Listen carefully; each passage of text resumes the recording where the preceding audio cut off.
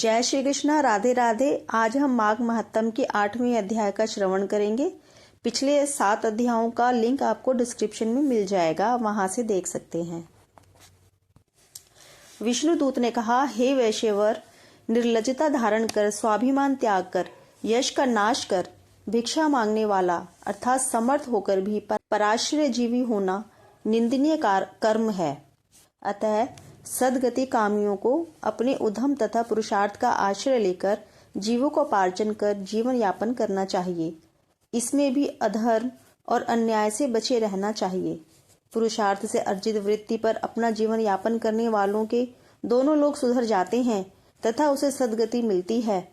ब्रह्म मुहूर्त में शय्या त्याग कर, नित्य कर्मों से निवृत्त होकर तथा स्नानादि करके भगवत भजन करने के बाद अपने कर्तव्य धर्म को अपनाना चाहिए। ऐसा करने वाले सब सुखों को प्राप्त करते हैं।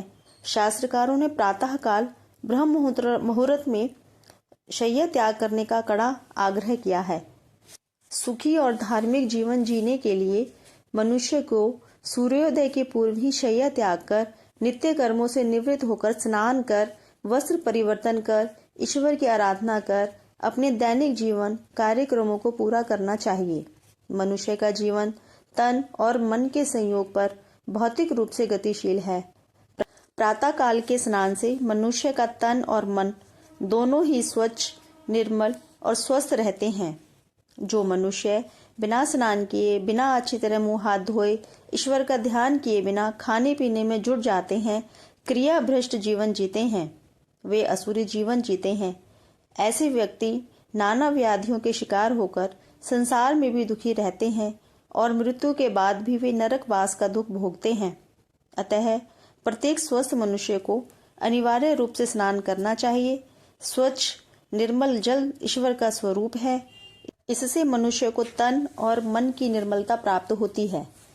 हे वैश्यवर, जो मनुष्य माघ स्नान कर स्वर्ण, वस्त्र, मिष्ठान, तिल, गुड़ इत्यादि दान करते हैं, वे समस्त सांसारिक सुख भोग कर शरीर त्याग के पश्चात विष्णु लोक को प्राप्त करते हैं।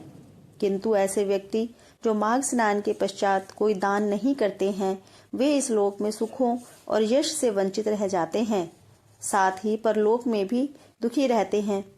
उन्हें मृत्यु के बाद भी सदगति प्राप्त नहीं होती है।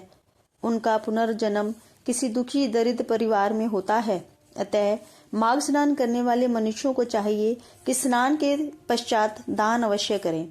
इसी प्रकार हे वैश्यवर, जो मनुष्य धर्म में आस्था रखते हुए सत्य वचन बोलते हैं, मृदु वचन बोलते हैं, क्षमा, दया, अहिंसा का पालन करते हैं, क्रोध से दूर रहते हैं, गुरुजनों का आदर करते हैं, ऐसे व्यक्ति सदा सुखी रहते हैं। इसी प्रकार जो इनके विपरीत पाप युक्त आचरण करते हैं, वे सदा दुखी रहते हैं। हिंसा, चोरी और पर स्त्री गमन करने वाले सदा नरक जाते हैं। इसी प्रकार मनुष्य को तीर्थों के पाप से भी बचना चाहिए। तीर्थ स्नान पर किए पाप कई गुने भयानक फलदायी होते हैं। इनसे घोर नरक प्राप्त होता है। प्रातःकाल के स्नान में गंगा जी का स्मरण अवश्य करना चाहिए। हर गंगे गंगे का उच्चारण करना चाहिए। इसी प्रकार परस्त्री गमन के पाप से भी बचना चाहिए। दूसरों की माताओं बहनों को भी अपनी माता बहनों के समान समझना चाहिए। हे वैश्यवर, जो मनुष्य संसार की सभी स्त्रियों के प्रति माता, भगिनी तथा पुत्री भाव रखते हैं, वे यम यातना से मुक्त रहते हैं। इसी प्रकार माता पिता तथा गुरुजनों की सेवा करने वाले भी दोनों लोकों में सुख प्राप्त करते हैं। इसी प्रकार जो स्त्रियां अपने शील धर्म का पालन करती हैं, वे भी दोनों लोकों में सुख प्राप्त करती हैं। स्त्री को चाहिए कि पर पुरुष को पिता अथवा माता भाव से देखे, उसके प्रति मन में पाप विचार न लाए, सास ससुर, पति एवं अन्य परिवारजनों की सेवा करे, सदाचार, मर्यादा इत्यादि का पालन करे। ऐसी स्त्री दोनों लोक का सुख निश्चित रूप से प्राप्त करती है। इसी प्रकार जो ज्ञानी मनुष्य दूसरों के अज्ञान का नाश करते हैं, उन्हें धर्म ज्ञान देकर अज्ञान सन्मार्ग पर लाते हैं, ऐसे महापुरुषों के लिए कहा गया है, वे अपने इन सत्कर्मों से देवताओं द्वारा भी पूजित होते हैं। इस प्रकार आदर्श महापुरुषों, महात्माओं इत्यादि की जो विशेषताएं बताई गई हैं, इस प्रकार के आदर्श जीवनधारी व्यक्तियों से दुख सदा दूर रहता है, वे सदा सुखी रहते हैं।